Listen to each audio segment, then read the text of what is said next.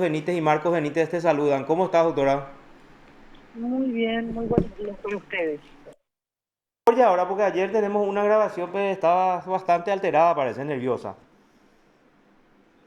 No, más que nerviosa, sorprendida, ¿verdad? Porque una serie de circunstancias que señaló el tribunal en realidad eh, no se ajustan a lo que se produjo en el juicio, mencionando de que nosotros no arrimamos las pruebas que fueron producidas en el juicio, y otras circunstancias, si bien es cierto, probablemente administrativas, pero que endilgan al Ministerio Público y que, por sobre todas las cosas, nos permiten ver que efectivamente los miembros de este tribunal por lo menos no tienen conocimiento de cuál es la mecánica que tiene la Contraloría para realizar los estudios de correspondencia, porque lo que ellos basaron su, su sentencia, absolución, es en el estudio de correspondencia de la Contraloría y en la pericia contable, tanto de la defensa como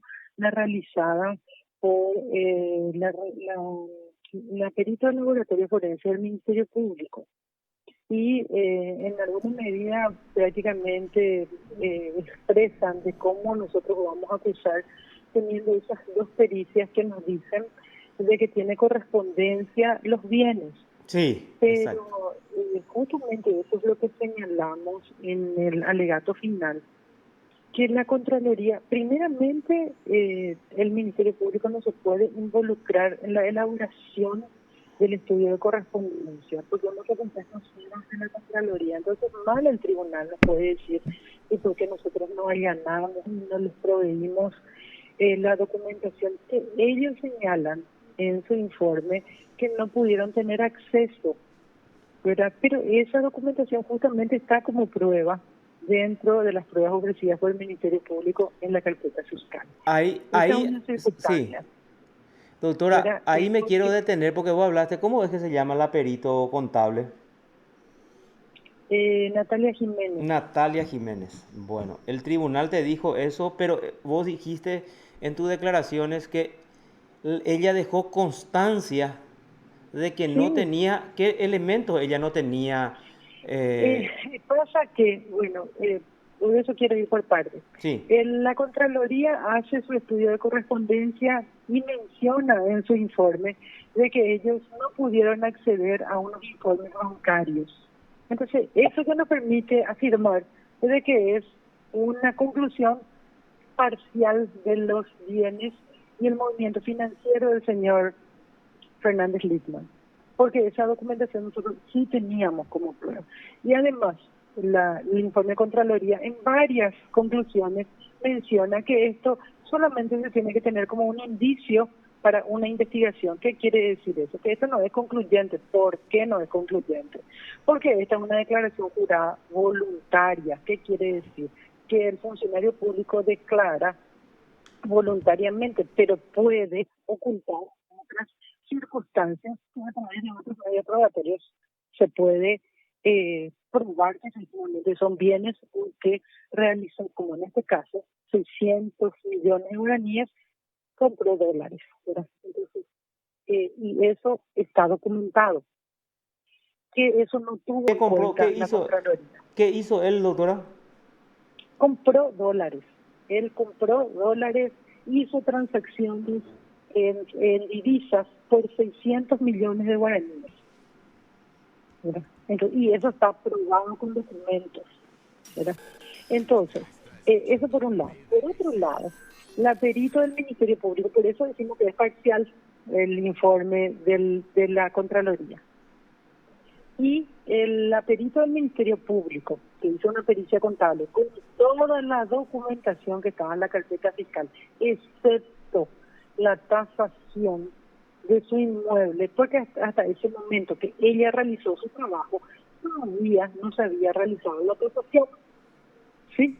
Entonces, esa circunstancia es la que lógicamente hizo variar el monto de la acusación. ¿Por qué? Porque esa tasación, esa pericia de tasación esto apareció como prueba en la audiencia preliminar y se produjo después de la audiencia preliminar, ya bajo el control de este tribunal de sentencia. Y que no es la primera vez que ocurre. Si la pericia transable ofrecida por la defensa también se produjo luego de la audiencia preliminar. Y lo que el Ministerio Público hizo es ofrecer también una pericia contable, o sea, ofrecer un perito que realice la labor también al igual que el de la defensa o que acompañe la pericia de la defensa. Eso es lo que hizo el Ministerio Público. Y todo eso se hizo luego de la acusación. Es más, el estudio de correspondencia de la Contraloría no de la acusación también. Y eso también menciona al tribunal que como nosotros lo vamos a tener antes. Eso es un problema que tenemos no solamente en esta causa, sino en varias otras causas, por la demora que tiene la Contraloría por el volumen de trabajo que ellos tienen, ¿verdad? Pero como nosotros sostenemos y creo que va a ser objeto de apelación, o sea, voy a apelar, porque hay muchas circunstancias que hay que aclarar, que efectivamente yo considero que el tribunal no entendió entonces la teoría del caso del Ministerio Público, ¿verdad? Porque hay circunstancias que él no menciona que como nosotros decimos, nosotros agotamos todo, pero con el trabajo de la Contraloría, lo que los miembros del tribunal dicen más o menos es por qué, y doy un ejemplo, por qué el Ministerio Público no se involucró en la confección de la sentencia, porque no puede, eso no es facultad, así mismo es, en la elaboración del estudio correspondiente el Ministerio Público no se puede involucrar, porque no es facultad exclusiva de la Contraloría. Mismo es, aparte que ese dictamen de la Contraloría nunca fue vinculante o nunca puede ser vinculante. Cuando se les envía Y a no es usted, determinante. Y y ellos claro, mismos mencionan eso en su dictamen, que uno de los elementos, porque, y vuelvo a mencionar, porque una declaración jurada voluntaria, es sí, decir, que uno puede mentir, a eso es a lo que me refiero. ¿Por qué? Porque inclusive en esta causa se pudo probar de que en la declaración jurada de 2011, el señor Fernández Littman declara un inmueble que le compró a su tía por 40 millones. Ese mismo inmueble, sin ninguna mejora, en 2015 él declara que cuesta 400 millones de dólares.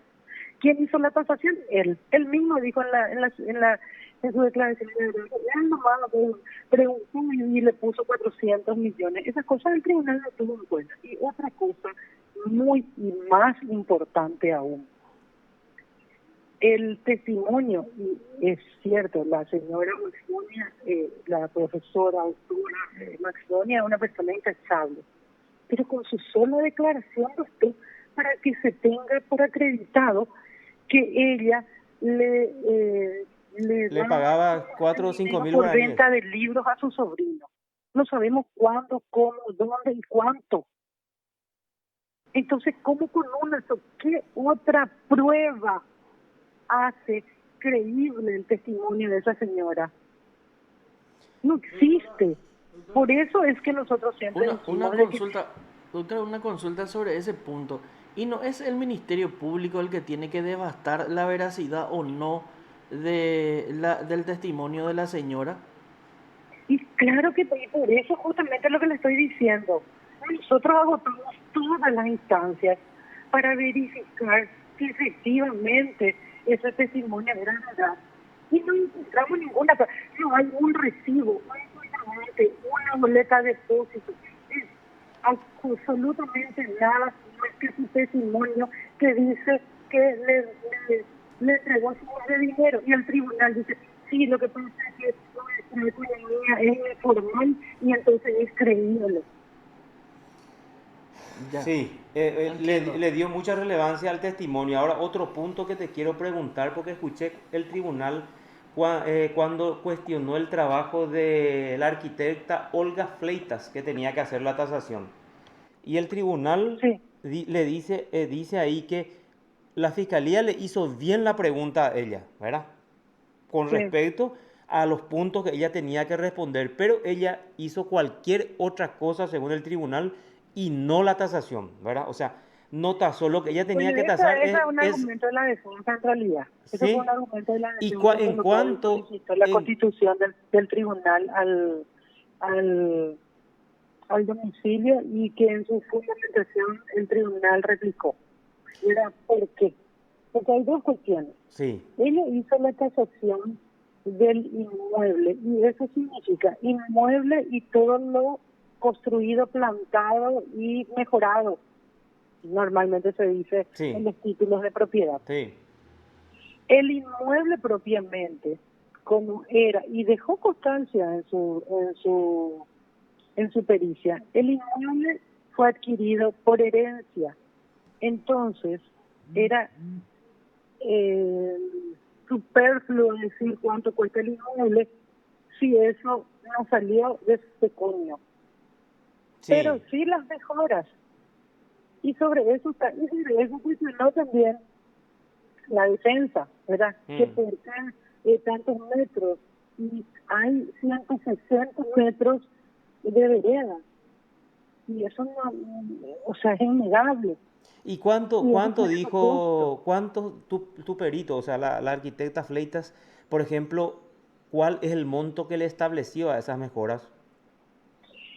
Fueron en etapas, y 449 millones más o menos. Hay un monto. El tribunal dijo que no hubo tasación ahí. Sí, hubo, claro que hubo. Lo que cuatrocientos no cuarenta hubo, y nueve ojo, millones de guaraníes. Entonces dijo la perita que ella introdujo mejoras en pasó el esa... domicilio, pasó el domicilio y señala, metro pues señaló, ¿verdad? Sí. De qué está construido, cómo está, eso es del domicilio. Lo que no se pudo hacer, la tasación, es del inmueble de San Lorenzo. ¿Por qué? Mm, Porque recurrimos a Catastro no tiene plano. Se recurrió al a la Municipalidad de San Lorenzo. La Municipalidad de San Lorenzo tampoco no tiene planos y no se pudo ubicar cuál de los inmuebles era el que le correspondía al señor Fernández mm. Lima. Entonces la perito no puede hacer sobre su puesto y sobre el título de propiedad solamente. Tiene que ubicar, tiene que medir, tiene que ver. Y no se pudo ubicar cuál de ellos era. Entonces, eso no Y pudo cómo, y hacer, con cómo, entendida que no se agotó todo lo que se podía hacer para que ella haga su pericia. Y todas las diligencias que se hicieron están en la carpeta fiscal. Por eso nos sorpresa al Ministerio Público de que dice de que no se hizo, no se agotó, no se... No es así, no es así. ahora, bueno, el tema, el otro punto es muy importante, el tema de los informes del Banco Familiar, ¿puede ser? Sí, eso está. Eso Por están. eso, Pero por eso eso eran es los lo que yo digo documentos, que sí, eso eran los documentos que la Fiscalía, perdón, la Contraloría no tuvo a la vista cuando hizo esa... ese eh, estudio, la Contraloría es la que nos tuvo, no nosotros, y, porque qué, y los esa prueba informes, se produjo ante el tribunal. y esos informes, ¿qué dicen esos informes? O sea, los informes del Banco Familiar, doctora. Y él tenía 5 cuentas en el Banco Familiar, ¿Sí? 2 en dólares y 3 en guaraníes, y Mm. todas activas, y tienen sumas importantes de movimientos. Ahí tiene la mayor cantidad de movimientos financieros que él hizo. Cuando Y hablas de resulta que el sumas tribunal dice, importantes, por ejemplo, o sea, ¿se puede saber cuánto él tenía en guaraníes y en dólares por lo menos? no recuerdo en este momento, pero era la mayor cantidad. Y además hay otra cuenta del Banco Itaú, donde también él hizo depósitos en guaraníes de diferentes sumas, en diferentes momentos. Y aunque la defensa dijo ayer que es mentira, hay que mirar mejor los documentos. Dice que el promedio de la cuenta era de 49 millones de guaraníes. Ujú. O sea, tenía un funcionario público, tiene 6 cuentas bancarias y todas activas. Mínimamente es llamativo. Sí, cuentas bancarias, Y 6 además, cuentas bancarias tenía. otra circunstancia. Mm. La señora Maxdonia dijo de que en 2006 él ya le daba los fondos por los libros, Sí, por 7 años, hasta el 2013 más o menos. Pero casualmente, el el mayor volumen de movimiento financiero él tiene entre 2013 y 2015. ¿Verdad? Ayer me mostraban un grupo de WhatsApp de los jueces, todos ya se querían dedicar a vender libros. Y bueno, por eso les digo, o sea, es inverosímil poder afirmar con un solo testimonio sin tener ninguna prueba. Y es cierto, nosotros deportamos toda la prueba y deportamos todas las instancias como para tener, y todas las instancias, digo, tributación, una serie de instituciones públicas donde nos permitan saber dónde están los fondos, o qué comprobantes tenemos para afirmar que efectivamente esos recursos provienen de la venta de libros. ¿Verdad? Y no tenemos más que el testimonio de una persona que finalmente es su tía. O sea, No el tiene testimonio de la tía obligación de declarar en contra. no tiene ningún respaldo, entonces el testimonio de la tía. No, la sola afirmación de ella. Por eso era el asombro al terminar de la lectura, y el asombro aún más es cuestionar que el Ministerio Público no aportó pruebas en la Contraloría. Y eso es lo único que nos hace notar, es que no se tiene conocimiento de cómo funciona un estudio de correspondencia. Y para nosotros digo, desde la Unidad de Delitos Económicos y Anticorrupción, en donde investigamos hechos de enriquecimiento ilícito, es grave porque entonces están juzgando jueces que finalmente no conocen la mecánica y responsabilizan al Ministerio Público de funciones que no son nuestras y en las cuales no intervenimos. Y bueno, ¿cómo calificás entonces esta sentencia, doctora? Injusta, desde todo el punto de vista injusta, y que existen suficientes elementos como para apelar, anular y solicitar el día de manera que se vuelva a juzgar esta conducta. Y plazo tenemos de sobra para que eso ocurra. Doctora, hecho atípico, decía ayer el tribunal. Es un hecho atípico. Y el Ministerio Público no pudo probar los hechos punibles que se le imputaron a los procesados. A mí la verdad me asustó porque la palabra atípica es llevarle ante un tribunal de sentencia a personas totalmente inocentes, ¿verdad? Claro, la no existencia de un hecho punible. Eso es lo que Sí, dijo en sí. sí, por eso. Pero, vuelvo a decir, ¿pero por qué? Porque hace una valoración cercenada de las pruebas.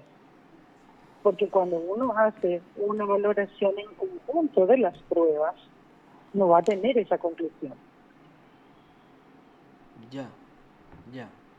Porque definitivamente son dos posiciones totalmente antagónicas, la del Ministerio Público y la del tribunal, ¿verdad? ¿Por qué digo eso, doctora? Así. Porque usted solicitó 8 años de pena privativa de libertad y el tribunal dice es un hecho atípico. Sí. Por eso digo, pero también estoy señalando cuáles son los criterios claro. que tuvo el tribunal. claro, Claro. es importante porque el tribunal, por ejemplo, por eso acá con Marco estábamos comentando antes, el tribunal pues le dice, la propia perito del Ministerio Público, Natalia Jiménez, dijo que tenía a su favor 250 millones de guaraníes Fernández Lindman. Sin embargo, vos sostenés a la pucha, el tribunal, por lo visto, no vio que la perito dejó una constancia de que cuando hizo ese trabajo, esa pericia contable, no tuvo a la vista la tasación de los inmuebles, ¿verdad? O sea, vos refutás eso en ese punto del argumento del tribunal. Y decía aparte, el tribunal dice, no, la arquitecta Olga Fleitas no tasó. Vos decís que la arquitecta Olga Fleitas dijo que se introdujeron mejoras por 449 millones. Y consideraron además el informe de la Contraloría que dijo que había congruencia entre los ingresos y egresos. Y vos refutás eso, que tampoco el tribunal tuvo en cuenta la observación o la constancia que dejó la Contraloría al decir, nosotros no recibimos todos los informes bancarios. Y vos nos estás diciendo, agregamos en el expediente judicial los informes del Banco Familiar, en donde él tenía 5 cuentas activas, ¿verdad? Además, una en el Banco Itaú. y en banco familiar en donde tenía la mayor cantidad de operaciones. Y aparte nos está diciendo que está aprobado que él compró dólares por 600 millones de guaraníes. Sí, así mismo, así mismo. Es exactamente lo que sostuvo el Ministerio Público en toda la producción de las pruebas y lo sostengo porque están las documentaciones ahí. Las pericias están y pueden ser observadas, que todo lo que yo digo Claro, está fundamentado. definitivamente tenemos que volcar básicamente en el escenario que tenemos en el expediente a las cuentas bancarias, esas que no tenemos informe, ¿verdad? Porque una No, casa, ella dice que una, tiene el informe, está tiene el agregado. informe, una casa es No, es que no se tiene informe. Esa es la conclusión a que le llegó el tribunal, la misma que usted está diciendo. Sí, El informe están y se produjeron ante el tribunal. Por eso es mi sorpresa, porque parece como que estuviéramos en un juicio, yo estuve en uno y ellos estuvieron en otro. claro, claro, Entonces, por ellos eso, se por produjo. eso nuestra insistencia. ¿Y cuánta plata tenía Fernández Liman en esas cuentas, doctora? No No me recuerdo porque acuerdo. eran todos montos diferentes. No recuerdo en este momento una a una, pero era la mayor cantidad de movimientos bancarios. Pero lo que sí le puedo decir es que, por ejemplo, en el banco Itaú, porque eso recuerdo que inclusive señalé en los alegatos finales, él hacía depósitos de 23 millones, 10 millones, con mucha frecuencia. Y todas sus operaciones eran en efectivo, todas. La compra de una cantidad de compra de divisas, de compra de dólares, de venta de dólares, en más y cambio y en cambio socio, todas en efectivo. Bueno, doctora, y entonces por eso es que en tus alegatos finales vos dijiste que más de 1.200 millones de guaraníes es lo que no tenía respaldo No legal. justificó, así mismo es, porque es la compra de divisas, las mejoras en sus casas y los depósitos de dinero en efectivo en las cuentas bancarias hacen esa suma que no se compadece con el salario. Él ganaba 22 millones. 22 millones. Y esas pruebas entonces se produjeron en el transcurso del juicio oral, porque viste que el tribunal pues dijo también ahí, entonces, la acusación se elevó por 230 y algo millones de guaraníes. Y al final Sí. la fiscalía, o sea, la fiscala nos dice en sus alegatos finales que hay una diferencia de 1.200 millones. Entonces Bueno, estamos ante pero una eso es incongruencia. justamente lo que yo digo. Lo que pasa es que hubieron pruebas que se produjeron después de la acusación, Sí, que estaban entendemos. ofrecidas en la audiencia preliminar, que fueron admitidas y que se produjeron después de la acusación. Y con el control de este tribunal, lógico que iba a variar. Resulta que, y eso es también el motivo para esta representación pública, la pericia contable que es a favor de la defensa y que Sí, se produjo después de la acusación, ellos tienen como válida, pero no la acusación, que se produjo en las mismas circunstancias. Eso es ¿no? una valoración parcial, selectiva de la prueba.